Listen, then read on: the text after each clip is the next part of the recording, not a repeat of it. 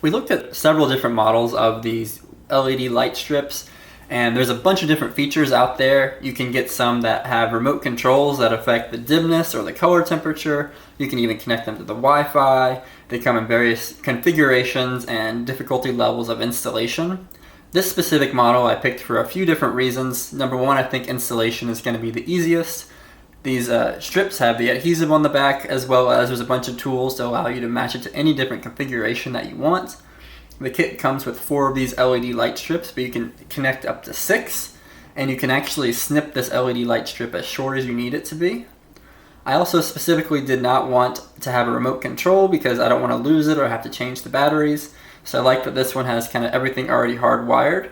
We picked the 4000K color temperature.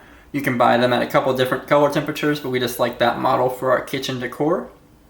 And it comes with one power source with a manual on-off switch. I was specifically looking for this feature because we already connected our outlets to a switch. So with a wall switch, I can already turn those outlets on and off. So I don't want something that's going to reset some sort of motherboard every time I turn the power off. And I like that these will just stay on all the time. To get the best installation results, first you want to degrease that surface. So I'm just using a regular cleaner, and I'm wiping down all the grime and grease off the underside of my cabinets. That way the adhesive is going to get a really good bond, and it will be able to stick up there for a really long time. I'm also carefully measuring and putting blue painter's tape right where I want this to be aligned so that the line is nice and straight. I chose to put it about 1/3 of the depth of the overall cabinet depth. I like that depth because it makes it very functional when you're using your countertops. Before removing the backer tape, I do a dry fit along the length just to see exactly how it'll lay out and where the end points are going to be. And then when I'm installing it, I just pull back a little bit at a time and try to keep it taut so that there's no wrinkles in this light strip. And you don't really need to press hard, it's basically just tape. So press all the way along the length, but make sure to get good contact all the way.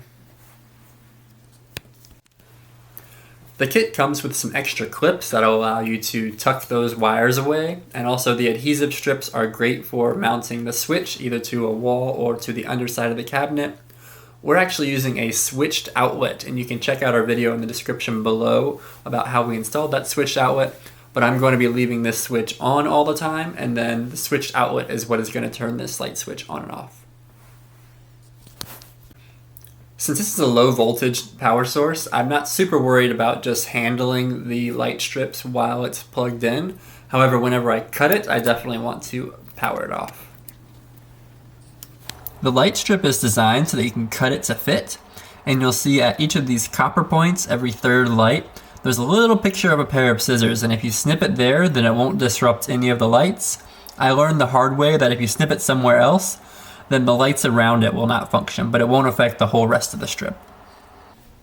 This system has a trick for making turns at the intersection of 2 light strips.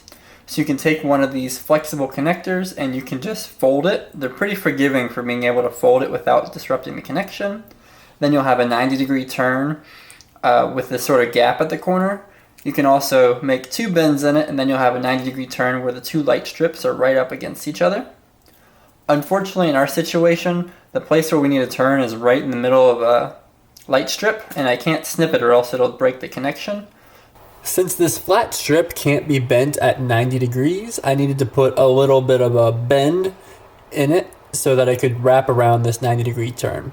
This bump is not really visible when you're using the countertop.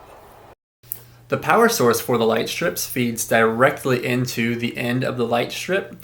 And unfortunately, if you're putting it at the end of a cabinet, that's going to poke out the side of the cabinet. So I'm using the clip that came with the kit to reverse the wire in a 180-degree turn so that I can then plug it into an outlet that's tucked underneath the cabinets. If you have a spacer either in between or behind the cabinets, that could also be a great place to tuck the wires.